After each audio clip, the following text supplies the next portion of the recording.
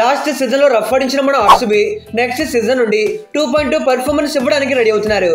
ఈసారి కప్పు కొట్టాక మనోళ్ళు కాన్ఫిడెన్స్ మామూలుగా లేదు. లాస్ట్ సీజన్ ముందు వరకు ఆర్సీబీ అంటే పేరుగా తప్పిస్తే ఆ టైం ఉండదని అనుకున్నారంతా. బట్ ఫర్ ఏ చేంజ్ ఇప్పటి నుండి ఆర్సీబీ అంటే డామినేషన్ కి డెఫినేషన్ లో మారిపోయారు. ఆర్సీబీ కూడా మనల్ని ఎవరు ఆపేది అన్న రేంజ్ లో ఉన్నారు. మరి కప్పు కొట్టేశారు కదా, అలాంటిది నెక్స్ట్ సీజన్ కోసం పెద్ద చేంజెస్ ఏమి చేయకపోవచ్చు. ఆప్షన్ లో పెద్ద ప్లేయర్స్ ని కొనలేరు అని కొంతమంది అనుకుంటున్నారు. అయితే మనోళ్ళు కూడా కొంతమంది బిగ్ ప్లేయర్స్ ని ఆప్షన్ కి వదులుకుంటున్నారు. ఆల్సో మరీ తక్కువ పర్స్ అమౌంట్ తో కాకుండా మంచి పర్స్ తో ఆప్షన్ కి వచ్చే ఛాన్స్ ఉంది. అసలు ఆర్సీబీ ఎవరిని రిటైన్ చేసుకుంటారు, ఎవరిని వదిలేస్తారు, ఎంత పర్స్ తో ఆప్షన్ కి రావచ్చు, ఇలా ఒకటేంటి అన్ని విషయాలు మాట్లాడుకుందాం. మరి రిటెన్షన్ మీద మీకు టెన్షన్ ఉండకుండా ఆప్షన్ మీద యాక్షన్ వీడియోస్ కావాలంటే వై లేట్ మావా ఈ సబ్స్క్రైబ్ అయితే కొట్టేసి వీడియోస్ వస్తూనే ఉంటాయి. Let's started. ఈ సీజన్ లో మనలో పర్ఫార్మెన్స్ గురించి స్పెషల్ గా డిస్కషన్స్ అవసరం లేదు. లాస్ట్ ఆప్షన్ లో బై చేసిన ప్లేయర్స్ ని చూసాక మళ్ళీ దెబ్బేస్తారా బాబోయ్ అనుకున్నారంతా. కానీ వన్స్ గ్రౌండ్ లోకి దిగాక పోచ కొద్ది చూపించారు. సీజన్ లో ఆడిన ఫస్ట్ మ్యాచ్ నుండి ఫైనల్ మ్యాచ్ వరకు ఒక డిఫరెంట్ కైండ్ ఆఫ్ ఇంటెన్షన్ చూపించారు. ఎలా అంటే మేము ఎక్కడ కూడా వీక్ గా లేము, మా టీంలో ఆడే ప్రతి ప్లేయర్ కూడా బెస్ట్ పర్ఫార్మరే అన్నట్లు ఆడారు. అయితే ప్రెసెంట్ ఆర్సీబీ దగ్గర చాలా మంచి బాలన్స్డ్ స్క్వాడ్ ఉంది. కానీ కొన్ని పొజిషన్స్ లో మాత్రం ఇంకా బెటర్ ప్లేయర్స్ అవసరం కనిపిస్తుంది. దానికోసమే అవసరం లేని ఒక 9 మంది ప్లేయర్స్ ఇంటికి పంపిస్తారు. ఆ ప్లేయర్స్ ఎవరైనా చూసుకుంటే 9th player blessing Muzarabani. Basically ఇతనైతే లుంగి ఇంగడికి రిప్లేస్మెంట్ గా తెచ్చుకున్నారు. ఏదో బ్యాకప్ గా అవసరం పడతాడు అని ఆ టైంలో తెచ్చుకున్నారు తప్పిస్తే ఇతనితో మరీ పెద్ద అవసరం లేదు. దాంట్లోనూ ప్లే ఆఫ్ స్టేజ్ లో తెచ్చుకున్నారు కాబట్టి ఆప్షన్ కి వెళ్ళిపోవాల్సిందే. 8th player Tim Shepherd. Even ఇతన్ని జాకబ్ బతల్ కి రిప్లేస్మెంట్ గా తెచ్చుకున్నారు. ప్లే ఆఫ్ లో టెంపరీ రిప్లేస్మెంట్ గా వచ్చాడు కాబట్టి ఇంటికి వెళ్ళిపోవాల్సిందే. బేసిక్లీ ఇతనైతే opening wicket keeping batter. Already మన దగ్గర ఫిల్ సాల్ట్ ఉన్నాడు కాబట్టి టిమ్ షెఫర్డ్ తో అవసరం అయితే ఉండదు. ఇక 7th ప్లేయర్ విషయానికి వస్తే అభినందన్ సింగ్. ఇతనైతే ఒక right arm pacer. Last year యూపీకి డొమెస్టిక్ సర్కిట్ లో బాగా పర్ఫార్మ్ చేయడంతో 30 లక్షల బేస్ ప్రైస్ కి కొనుక్కున్నారు.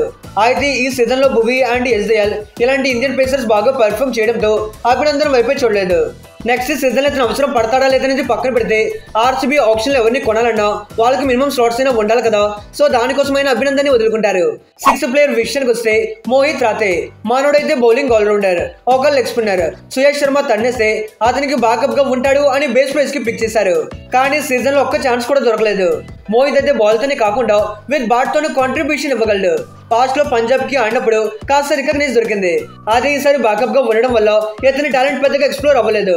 ఆల్రెడీ వీళ్ళ దగ్గర కునాల్ పాండ్యా అండ్ సుయేష్ శర్మ లాంటి ఆప్షన్స్ ఉన్నాయి. సో ఆప్షన్ స్లాట్స్ పెంచుకోవడానికి మోహిత్ ని వదిలేస్తారు. 5th రిలీజ్ చూసుకుంటే మనోజ్ బండాజే. ఇతనైతే ఒక బ్యాటింగ్ ఆల్రౌండర్, మిడిల్ ఆర్డర్ లో ఆడతాడు. దాంట్లోనూ లోకల్ బాయ్ అవడంతో లాస్ట్ ఆప్షన్ లో బేస్ ప్రైస్ కి కొనుక్కున్నారు. అయితే ఈసారి వీళ్ళకి మిడిల్ ఆర్డర్ లో ఒక చిన్న ప్రాబ్లం కూడా కనిపించలేదు. దేవదత్ పడికల్, మయాంక్ అగర్వాల్, రజత్ పడిదర్ అండ్ జితేష్ శర్మ ఇలా ఛాన్స్ దొరికిన ప్రతి ఒక్కరు చెత్తకొట్టేశారు. ఎంతమంది క్వాలిటీ మిడిల్ ఆర్డర్ బ్యాటర్స్ ఉండడంతో మనోజ్ కి ఒక్క ఛాన్స్ కూడా దొరకలేదు. రైట్ నో ఇతనితో ఆర్సీబీకి పెద్ద యూజ్ అయితే లేదు. మళ్ళీ కావాలంటే బేస్ ప్రైస్ కి దొరుకుతాడు కాబట్టి ఆప్షన్ స్లాట్స్ కోసం ఇతనికి బై బై చెప్తారు. 4th ప్లేయర్ విషయానికి వస్తే స్వప్నిల్ సింగ్. ఇతను 2024 సీజన్ లో 7 మ్యాచెస్ లో 6 వికెట్స్ తీసుకొని కాస్త ఇంప్రెసివ్ పర్ఫార్మెన్స్ చూపించడంతో మనకేదో యూజ్ అవుతాడు అని లాస్ట్ ఆప్షన్ లో ఆర్టీఎం యూజ్ చేసి మరి 50 lakhs కి కొనుక్కున్నారు. బేసిక్లీ ఇతనైతే left orthodox spinner. Power play లో చాలా వరకు ఎఫెక్టివ్ గా ఉంటాడు. అలానే బ్యాట్ తో కాంట్రిబ్యూషన్ ఇవ్వగలడు. కానీ తెలిసిందే కదా, ఈసారి ఆర్సీబీ స్పిన్ కాంబినేషన్ సెట్ అవ్వడంతో స్వప్నిల్ ని పక్కన పెట్టేశారు. మరి ఇతను ఎందుకు వదిలేస్తారు అంటున్నా అంటే ఆల్రెడీ వీళ్ళ దగ్గర కునాల్ పాండ్యా లాంటి లెఫ్ట్ ఆర్తోడాక్స్ స్పిన్నర్ ఉన్నాడు. ఇన్ఫాక్ట్ ఈసారి టాప్ లెవెల్స్ పర్ఫార్మెన్స్ ఇచ్చాడు. ఇతను ఉన్నంత వరకు స్వప్నిల్ కి ఛాన్స్ దొరకకపోవచ్చు. ఐ మీన్ కునాల్ పాండ్యా తర్వాత ఇతన్ని సెకండ్ చాయిస్ గా చూసుకుంటున్నారు. సో మరి పెద్ద అవసరం అయితే లేదు. దాంట్లోనూ ఆర్సీబీకి ఆప్షన్ స్లాట్స్ కావాలి. ఎలా చూసుకున్నా ఇతన్ని వదిలేసే పాసిబిలిటీసే కనిపిస్తున్నాయి. లేదు ఇతను మాకు ఎలాగైనా కావాలనుకుంటే తిప్పి కొడితే ఆప్షన్ లో 50 లక్షల కంటే తక్కువకే దొరికే ఛాన్స్ ఉంది. సో వదిలేస్తారు. ఇక రిలీజ్ చేసే 3rd ప్లేయర్ విషయానికి వస్తే నువాన్ తుషారా. ఇతని విషయంలోనే చాలా మందికి డౌట్స్ అయితే ఉన్నాయి. వదిలేస్తారా ఉంచుకుంటారా అని. బేసిక్లీ తుషారాని 1,60,00,000కి కొనుక్కున్నారు.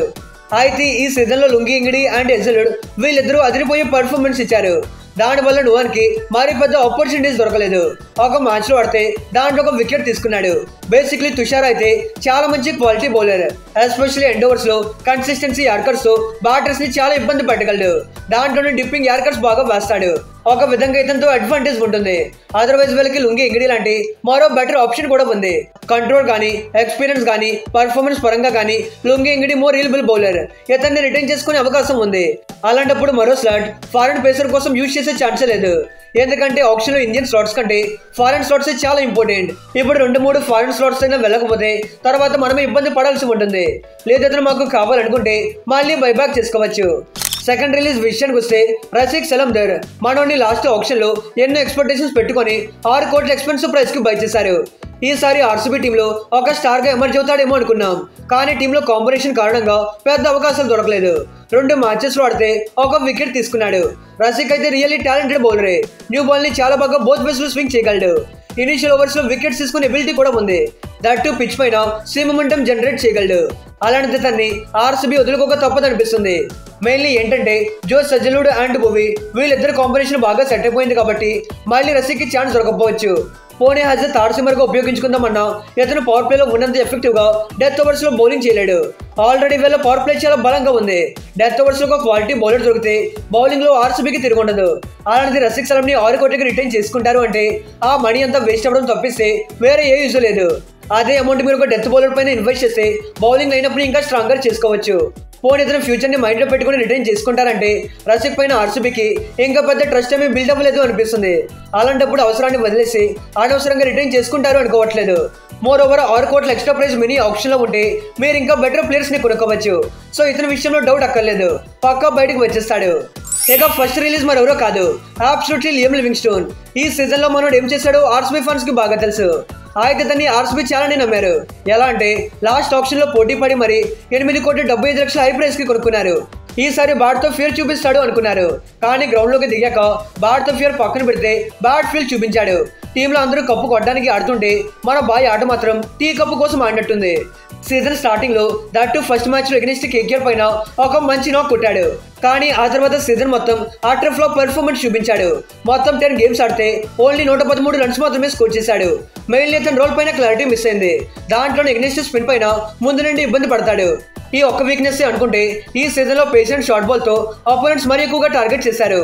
ఒక్కసారి మొమెంటం పోయిందంటే మళ్ళీ ట్రాక్ లోకి రావడం చాలా కష్టం. ఇతని విషయంలోనూ ఇదే చూసాం. కంప్లీట్లీ అండర్ కాన్ఫిడెన్స్ లోకి వెళ్ళిపోయాడు. అయితే ప్రెసెంట్ ఆర్సీబీకి బ్యాటింగ్ విషయంలో ఏ బాధ లేదు. నంబర్ 1 నుండి నంబర్ 8 వరకు సాలిడ్ లైనప్ ఉంది. దాంట్లోనే లియామ్ లివింగ్స్టోన్ పొజిషన్ ని ఫిల్ చేయడానికి దేవదూత్ పడికల్, మయాంక్ అగర్వాల్, జాకబ్ బతల్ ఇలా చాలా ప్లేయర్స్ ఉన్నారు. సో లివింగ్స్టోన్ వెళ్ళిపోతే మా బ్యాటింగ్ వీక్ అవుతుంది అనే టెన్షన్ లేదు. ఇక్కడ మరో విషయం ఏంటి అంటే లివింగ్స్టోన్ ని 8.75 CR హై ప్రైస్ కి కొనుక్కున్నారు కాబట్టి అదే అమౌంట్ తో ఆప్షన్ కి వెళ్తే పక్కా better quality middle order batters ని కొనుక్కోవచ్చు. లేదు మాకు బ్యాటర్స్ వద్దు, మేము బౌలింగ్ డిపార్ట్మెంట్ పైన ఫోకస్ చేస్తామన్నా మనకి ఆప్షన్ లో పర్స్ ఉండాలి కదా. సో ఎలా చూసుకున్నా లివింగ్స్టోన్ లీవ్ అయిపోతేనే ఆర్సీబీ ఇంకెవరినైనా కొనుక్కోగలరు. ఇక ఈ 9 మందిని వదులుకుంటే అప్రాక్సిమేట్లీ 17,75,00,000 పర్స్ అమౌంట్ వెలికి ఆడుతుంది. మరి మినీ ఆప్షన్ లో 17 కోట్ల అమౌంట్ అంటే చిన్న విషయం ఏమీ కాదు.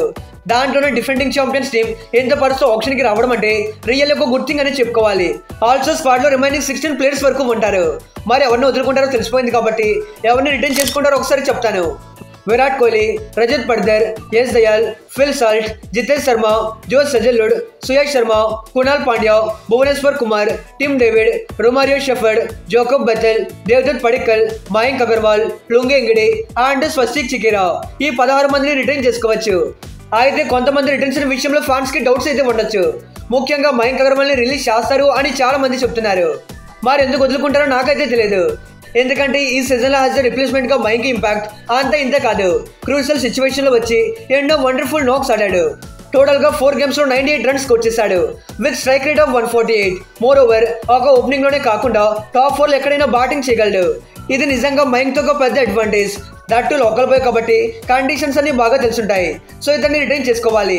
ఆల్సో స్వస్తిక్ చికిరా విషయానికి వస్తే ఇతను ఒక young batter, age just 20. Opening లో ఎక్స్ప్లోజివ్ స్టార్ట్స్ ఇస్తుంటాడు. ఆల్రెడీ యూపీకి డొమెస్టిక్ సర్కిట్ లో బిగ్ ఇంపాక్ట్ చూపించినాడు. ఇలాంటి యంగ్ టాలెంట్ ని రిటైన్ చేసుకుంటే అట్ సమ్ పాయింట్ యూజ్ అవుతాడు. అలానే కొంతమందికి లొంగింగిడి విషయంలోనూ డౌట్స్ ఉండొచ్చు. ఈ సీజన్ లో చూసాం కదా, ఇంపార్టెంట్ టైమ్ లో బాగా రాణించాడు. జస్ట్ 2 గేమ్స్ లోనే 4 వికెట్స్ తీసుకున్నాడు. మెయిన్లీ ఆర్సీబీకి డెత్ ఓవర్స్ లో కాస్త కన్సర్న్ కనిపిస్తుంది. ఇతనికి ఫైనల్ ఓవర్స్ లో ఆ వికెట్ టేకింగ్ ఎబిలిటీ ఉంది. సో టీమ్ లో ఉంటే ఆ గ్యాప్ ని ఫిల్ చేయగలడు. ప్రైస్ చూసుకునే తక్కువే కాబట్టి డెఫినెట్లీ రిటైన్ చేసుకోవాలి. ఇక మీ ఒపీనియన్ లో ఆర్సీబీ ఎవరిని రిటైన్ చేసుకుంటే బాగుంటుంది, ఎవరిని రిలీజ్ చేస్తే బాగుంటుందో let me know in the comments. Also మీరు సబ్స్క్రైబ్ కొడితే ఇలాంటి వీడియోస్ వస్తూనే ఉంటాయి. Okay friends, bye, thanks for watching.